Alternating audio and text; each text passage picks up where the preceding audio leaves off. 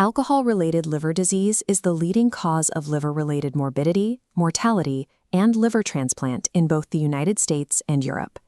This chart plots ALD mortality rates in the U.S. over a 2-decade span. In 1999, the rate stood at 6.7 deaths per 100,000 people. By 2022, that number nearly doubled to 12.5, with a severe acceleration in fatalities emerging right after 2018. Looking at this side-by-side comparison of diagnostic rates in gastroenterology units, a stark diagnostic failure emerges. ALD accounts for 29% of all advanced-stage liver disease cases, yet it represents only 3.8% of early-stage diagnoses. The reason for this gap is structural. 90% of patients in the early stages of ALD are entirely asymptomatic. To find them, clinicians have historically relied on patients self-reporting their alcohol consumption. But because of the severe stigma surrounding alcohol use, self-reporting reliably produces false negatives. Reversing this mortality trend means abandoning subjective screening methods. Clinicians need a model that treats ALD as a measurable, compounding metabolic condition and uses objective algorithms to find it before the liver fails. When researchers correct National Health Survey data to account for underreported drinking, the actual prevalence of alcohol-related liver pathology jumps significantly.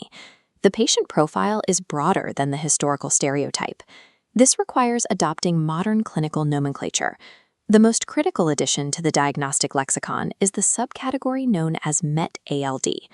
MET-ALD describes a specific overlapping pathology. A patient meets this criteria when they have significant hepatic steatosis or fibrosis, possess at least one cardiometabolic risk factor like obesity or type 2 diabetes, and consume moderate to heavy amounts of alcohol daily. Clinicians must identify a bidirectional syndrome where metabolic dysfunction and alcohol toxicity accelerate each other. To understand this lethal synergy, we must trace the pathology down into the liver lobule. ALD dismantles liver architecture across 3 distinct biological axes. This diagram maps the mechanisms of alcohol-related liver disease. The first axis is direct hepatotoxicity. As the liver metabolizes ethanol through the CYP2E1 enzyme pathway, it generates reactive oxygen species and acetaldehyde. These toxic byproducts disrupt the cellular balance, causing direct injury and eventual apoptosis, or programmed cell death, of the hepatocytes. The second axis is metabolic lipotoxicity. Ethanol forces a metabolic shift inside the liver. It actively reduces beta oxidation, the process responsible for breaking down fatty acids. This directly causes lipids to accumulate inside the hepatocytes, triggering endoplasmic reticulum stress. When a patient has underlying obesity, this pathway compounds. Peripheral adipose tissue undergoes lipolysis, continuously dumping free fatty acids directly into the already stressed liver. This dual load explains the clinical data. When heavy alcohol use meets type 2 diabetes or obesity, the risk of rapid fibrotic progression multiplies. The third axis originates entirely outside the liver, in the gut. Chronic ethanol exposure actively degrades the intestinal barrier. This triggers localized dysbiosis and allows bacterial products, known as pathogen-associated molecular patterns, or PAMPs, to leak out of the intestines. These PAMPs and inflammatory cytokines bypass the digestive tract and flow through the portal vein, translocating directly into the hepatic circulation. Inside the liver, all 3 axes converge. The chemical damage from ethanol, the lipid toxicity from metabolic dysfunction, and the bacterial endotoxins from the gut all trigger the liver's resident macrophages, the Kupffer cells. The Kupffer cells release a cytokine storm. This immune response activates hepatic stellate cells, forcing them to secrete extracellular matrix, the dense collagen tissue that forms scar tissue. Looking at these histology slides, we can see the physical result. The tissue progresses from simple fatty steatosis at the top, down into dense architectural fibrosis at the bottom. The functioning liver cells are systematically replaced by rigid scar tissue.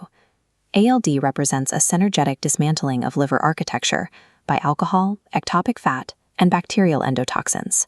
This exact pathology dictates the 2026 stepwise diagnostic algorithm. When a patient presents with type 2 diabetes, obesity, or persistently abnormal liver enzymes, the clinical pathway splits into 2 required assessments. Following the alcohol assessment branch, the guidelines establish that subjective questionnaires like the Audit C are insufficient on their own for high-risk patients. The standard of care now incorporates phosphatidylethanol, or PEth, blood testing. PEth is a direct ethanol metabolite. It provides a highly accurate, objective record of a patient's alcohol consumption over the preceding 3 to 4 weeks. Elevated PEth levels directly correlate with advanced stages of liver disease and a higher risk of liver decompensation. On the fibrosis screening branch, the mandatory first-line test is the FIB-4 score. Calculated using the patient's age, platelets, AST, and ALT levels, it serves as a highly accurate negative predictor to rule out advanced disease. If the FIB-4 score is 1.3 or higher, the algorithm mandates secondary testing. This means quantifying liver stiffness using vibration-controlled transient elastography, or drawing an enhanced liver fibrosis blood test to accurately stage the internal scarring. Beyond just staging the disease, this testing process serves a behavioral function. Prospective cohort studies show that simply putting a patient through visible, non-invasive fibrosis screening reduces their excessive drinking by nearly 15% over 6 months. By utilizing objective blood markers and elastography, clinicians can bypass the stigma of addiction. With these tools, ALD moves from being a hidden, unmanageable condition to a measurable disease that can be intercepted. The primary therapeutic goal for ALD remains sustained alcohol cessation. If a patient stops drinking while in the steatosis phase, before severe fibrosis sets in, the liver injury is completely reversible. For patients who have progressed to cirrhosis, behavioral therapy is now paired with medication-assisted treatment. Baclofen is currently the primary medication supported by randomized clinical trials for patients with ALD cirrhosis. This chart illustrates the clinical trial results. Patients with cirrhosis given baclofen achieved a 71% abstinence rate at 12 weeks, compared to just 29% on a placebo. But treating the addiction drive is only half the protocol. Because of the MET-ALD overlap, clinicians must simultaneously treat the patient's comorbid cardiometabolic risk factors. For patients with ALD and comorbid obesity or diabetes, maintaining strict glycemic control and reducing weight is mandatory. The guidelines highlight GLP-1 receptor agonists like semaglutide and SGLT2 inhibitors as highly effective tools to reduce hepatic steatosis and halt further fibrotic progression. Modern management requires this dual-pronged pharmaceutical approach. You target the central nervous system's addiction drive with one therapy, and neutralize the liver's underlying liver toxicity with another.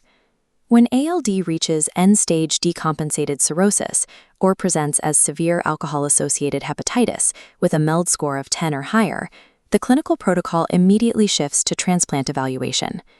Medical guidelines are moving away from the institutional mandate requiring 6 months of absolute alcohol abstinence prior to liver transplant evaluation. Early transplant evaluation is now the standard of care for carefully selected ALD patients experiencing their first major liver decompensation. This survival curve displays the impact of that policy shift. Patients with severe acute disease who received early transplants achieved a 94% survival rate at 1 year. Without that early intervention, their predicted survival was less than 20%.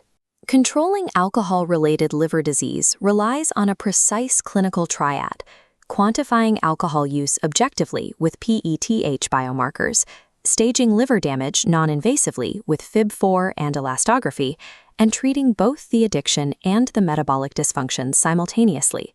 The 2026 JAMA framework replaces clinical nihilism with a proactive, mechanistic strategy. It provides the exact tools required to intercept the pathology, treat the whole patient, and reverse the ALD mortality curve.